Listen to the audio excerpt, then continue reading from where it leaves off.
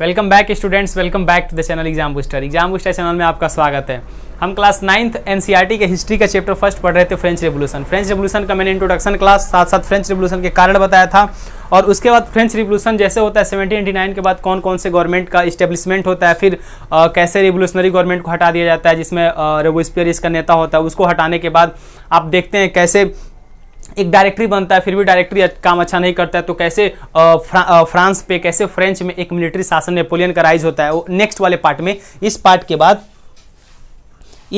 बाद मैं नेक्स्ट वाले पार्ट में मैं नेपोलियन का राइज पढ़ाऊंगा। कैसे नेपोलियन डायरेक्टरी गवर्नमेंट जो असफल हो चुका था, कैसे वो एक नेपोलियन एक छोटा सा सैनिक होने के साथ साथ कैसे एक फ्रांस का सर्वा बन जाता है, कैसे फ्रांस का डिक्टेटर बन जाता है, वो तमाम सारी अगले वाले पार्ट में देखेंगे।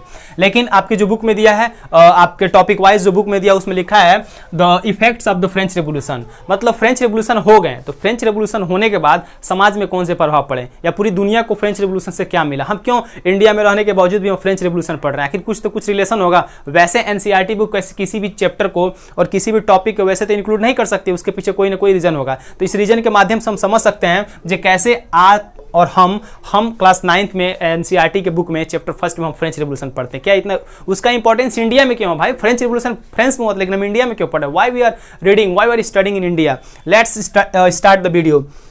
गाइज, यदि आप चैनल पे नए हैं तो प्लीज चैनल को सब्सक्राइब करें, लाइक करें, शेयर करें, और इस वीडियो का प्लेलिस्ट का लिंक मैं दे दूंगा। इसका प्रीवियस पार्ट आप जाके देख सकते हैं, सो दैट आपको समझने में काफी आसानी होगी, क्योंकि प्रत्येक पार्ट एक दूसरे से इंटरलिंक है, ताकि आपको समझने में दिक्कत नहीं होगा। आज ऑटोमेटिक आप इस पार्ट को देखेंगे तो आपको समझ में नहीं आएगा। ठीक है, तो देखते हैं the effects of the French revolution.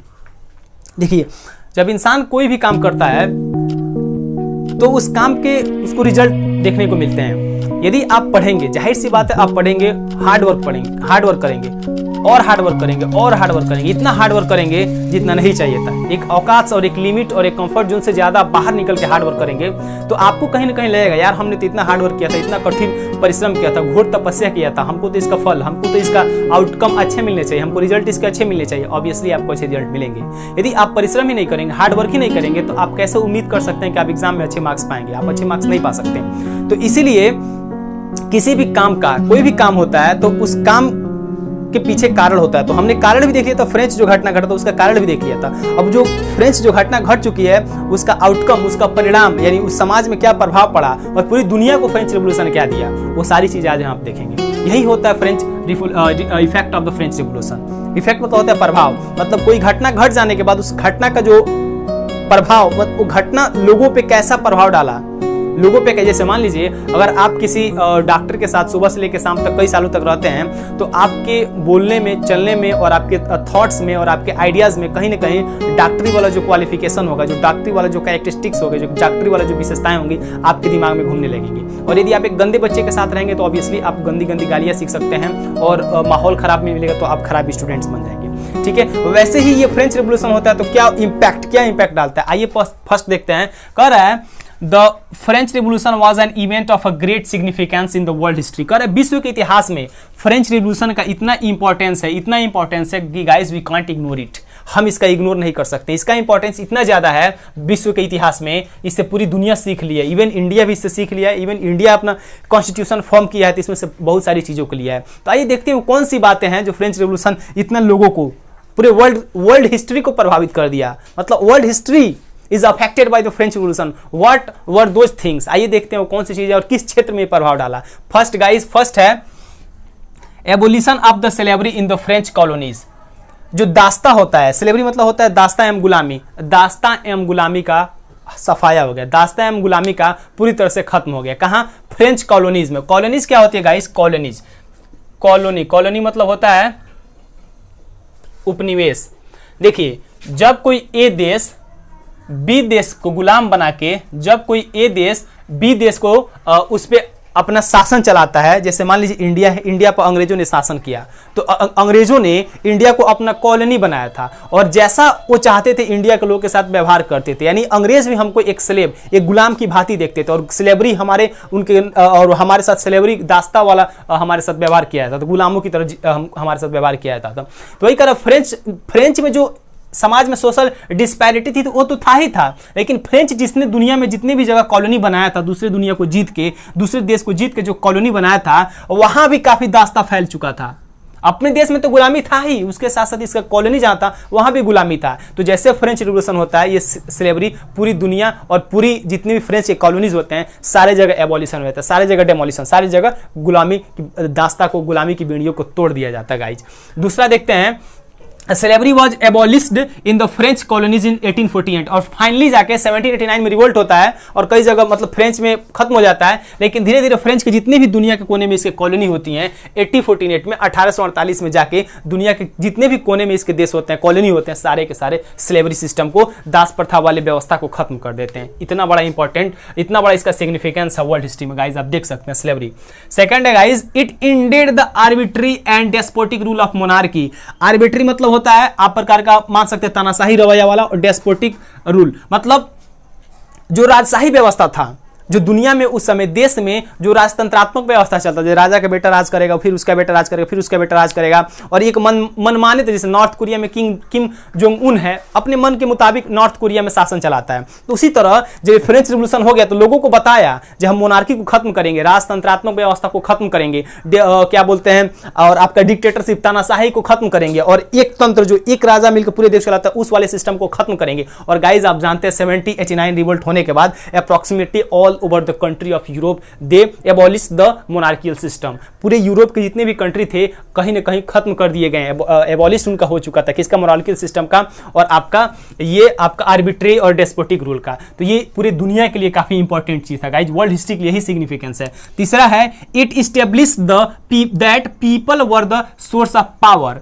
इससे पहले फ्रेंच रिवॉल्यूशन नहीं हुआ था, फ्रेंच में क्रांति नहीं हुई थी, तो ऐसा विश्वास किया जाता था, इट इज सेड दैट या it is believed that the king is the representative of the God. ऐसा विश्वास था जो राजा होता है भगवान का, ईश्वर का प्रतिनिधि होता है। एंड द राजा स्पीक, राजा की बातें, इज द स्पीक या इज द सेज या is the proverbs of the God, और राजा की बातें और राजा के जो वचन है वो भगवान का वचन है, इसलिए राजा कभी गलत नहीं हो सकता है। सोच सकते हैं गाइज, एक इंसान को भगवान का दर्जा, भगवान का दूत, ईश्वर का दूत, रिप्रेजेंटेटिव राजा को माना गया था French revolution before the revolt of French की घटना से पहले। और जैसे ये घटना हो जाता है वहां पे कहते नहीं भाई राजा कोई सोर्स ऑफ पावर नहीं है, राजा भगवान का दूत नहीं है, राजा भगवान और ईश्वर का सर्वे सर्वा नहीं, वो उसका बेटा नहीं है। असली पावर तो लोगों में होनी चाहिए, असली पावर, सोर्स ऑफ पावर तो लोगों में होनी चाहिए, क्योंकि लोग ही तो हैं राजा को राजा बना रहे हैं, लोग ही तो राजा को टैक्स दे रहे हैं, तो राजा अयासी वाला लाइफ जी रहा है। तो असली पावर लोगों के हाथ में होनी चाहिए गाइस, ये वो लोग बात करते हैं और जानते हैं वही पावर लोगों के हाथ में, जो पावर की बात है आज और आप हम इतने बड़े देश इंडिया जैसे इतने विशाल देश में, डेमोक्रेटिक कंट्री कही जाती है, दुनिया का सबसे विशाल लोकतंत्र देश है इंडिया। यहाँ पे पावर लोगों के हाथ में, हम 5 साल में चुनाव होता है, देते हैं जिसको मन करता है, बनाते हैं जिसको मन करता है, नेक्स्ट 5 ईयर बाद उसको हम हटा देते हैं। ये होता है द पावर ऑफ पीपल, लोगों के हाथ में सत्ता। इससे पहले राजा के हाथ में था। तो ये मैसेज और ये हमको सबक सिखाया फ्रेंच रिवॉल्यूशन। नेक्स्ट है इस्टेब्लिश ग्रेट आइडियल्स, और कुछ अच्छे अच्छे आदर्श हमको देके गया, अच्छी अच्छी चीजें हमको ये फ्रेंच का रिवॉल्यूशन देकर गया। वो क्या था गाइस? लिबर्टी, स्वतंत्रता, इक्वालिटी, समानता, फ्रेटर्निटी, भाईचारे की भावना, मतलब सारे लोग कानून के नजर में समान होने चाहिए, कोई भेदभाव नहीं होना चाहिए, सबको आजादी मिलनी चाहिए और भाईचारे की भावना को बढ़ावा देना चाहिए, किसी में मतभेद नहीं फैलाना चाहिए। ये सब डेमोक्रेसी के आइडियाज हैं। और आज यही आइडियल्स ये जो दिए फ्रेंच रिवॉल्यूशन में, जो आइडियल्स मिले थे, लिबर्टी, इक्वालिटी एंड फ्रेटर्निटी, यही लिबर्टी, इक्वालिटी और फ्रेटर्निटी आज डेमोक्रेसी का स्पिरिट है। आज लोकतंत्र का कोई आत्मा कह सकते हैं तो लोकतंत्र का आत्मा यही है, लिबर्टी, इक्वालिटी और फ्रेटर्निटी। और आज जो डेमोक्रेटिक की आज आप बात करते हैं, जो डेमोक्रेसी की बात करते हैं, लोकतंत्र की बात करते हैं, जनता जनार्दन की बात करते हैं, वो जनता जनार्दन वाला जो सिस्टम था यहीं से डेवलप होता है, यहीं से उसका उत्थान होता है। आज डेमोक्रेसी यदि एक बहुत बड़ा पेड़ है या आज डेमोक्रेसी एक बहुत बड़ा वृक्ष है, तो उस वृक्ष की वो वृक्ष कभी न कभी बीज तो हुआ होगा, उस वृक्ष का बीज यही फ्रेंच रिवॉल्यूशन है। उस वृक्ष का बीज फ्रेंच रिवॉल्यूशन में बो दिया गया था और वही वृक्ष का जो बीज था आज एक बहुत बड़े फल और बहुत बड़े वृक्ष और बहुत बड़े पेड़ के रूप में पूरी दुनिया को फल दे रहा है, डेमोक्रेसी के रूप में। और आप और हम उस देश में जी रहे हैं guys. I hope you all get this topic very well. Come to the next point 5. It gave the term nation. इससे पहले और नेशन इससे पहले मैं बता दूं, मतलब फ्रेंच रिवॉल्यूशन से पहले किसी भी देश में नेशन नाम का कोई बात नहीं होता था। नेशन मतलब होता है राष्ट्र, राष्ट्र नाम का कोई बात नहीं होता था। लेकिन राष्ट्र नाम का बात नहीं होता था। लेकिन क्या होता है, जैसे फ्रेंच रिवॉल्यूशन हो जाता है तो एक नेशन की बात की जाती है, एक राष्ट्र की बात की जाती है गाइस। इससे पहले राजा होता था और राजा का साम्राज्य होता था, किंग एंड हिज किंगडम, राजा और उसका साम्राज्य होता था। लेकिन जैसे फ्रेंच रिवॉल्यूशन हो जाता है गाइस पूरी दुनिया में, अब एक नेशन का बात होने लगता है, एक राष्ट्र की बात होने लगता है, एक देश का बात होने लगता है। राजशाही व्यवस्था में कोई देश नहीं होता था। अब गाइस नेशन क्या होता है, नेशन का डेफिनेशन देख लीजिए, because you are living in also nation in a country, ठीक है। A nation is not the territory of a country, कह रहा है एक देश, एक राष्ट्र, एक देश का सीमा ही नहीं होता है। अब भारत है तो भारत देश की जो सीमाएं हैं वही एक देश नहीं कहलाता है, बशर्ते but the people of a country having a long and common history.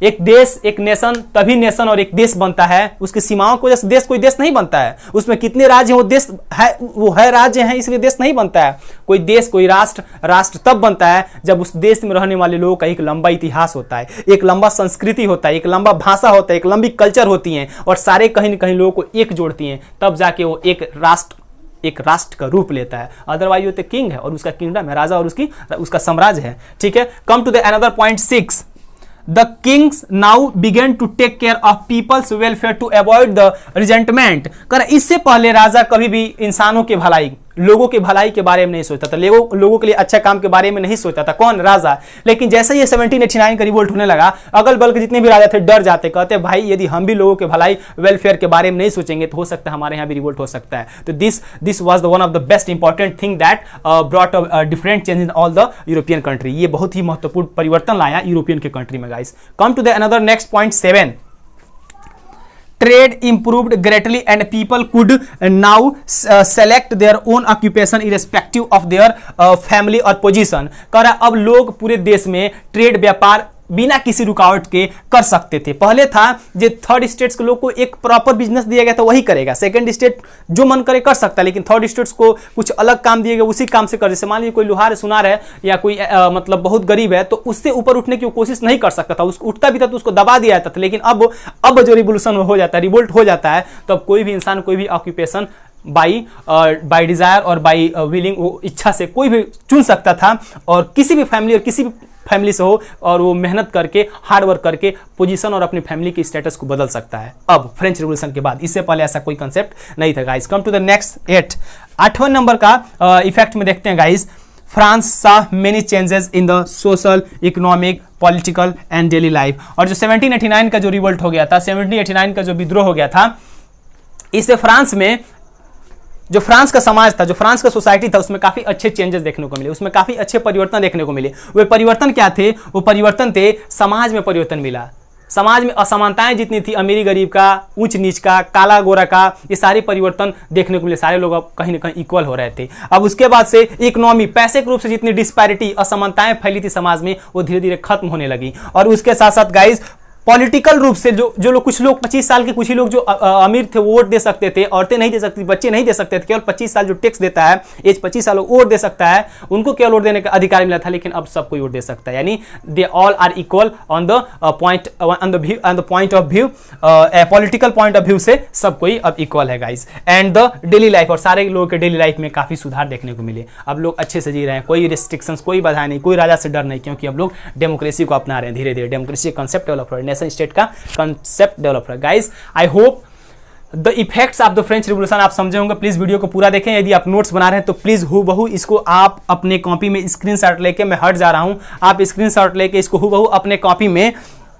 उतार सकते हैं और आप इसे नोट्स बना के आप इसे रिवाइज कर सकते हैं। एग्जाम यदि आप दे रहे हैं तो एग्जाम में इससे बेटर और इससे बेहतरीन आंसर नहीं होगा, ठीक है। आप इसे लिखेंगे 100% मार्क्स मतलब आपको मिलेगा, ठीक है, मैं बोल रहा हूँ, ठीक। और क्वेश्चन भी यहीं से आएंगे क्योंकि काफी इंपॉर्टेंट और काफी शॉर्ट फॉर्म में आपको प्रोवाइड करा रहा हूँ। पोथा पोथी लिखने से ज्यादा बेटर है। उम्मीद करते हैं गाइस आपको समझ में आया होगा। एक पार्ट इसका और बचा है, the rise of Napoleon. Napoleon का उदय कैसे होता है, कैसे नेपोलियन एक छोटा सा सिपाही होने के बावजूद भी कैसे फ्रेंच के पूरे पावर को अपने हाथ में लेता है। एक छोटा सा सिपाही पूरे फ्रेंच का सर्वे सारा पावरफुल इंसान बन जाता है। फ्रेंच का एक विश्व विजेता बनने का ख्वाब देखता है, विश्व विजेता बनने का स्वप्न देखता है, लेकिन धीरे धीरे उसके स्वप्न क्षणभंगुर हो जाते हैं, टूट जाते हैं और एक वाटरलू 1815 के युद्ध वाटरलू में मर जाता है, मतलब वो खत्म हो जाता है।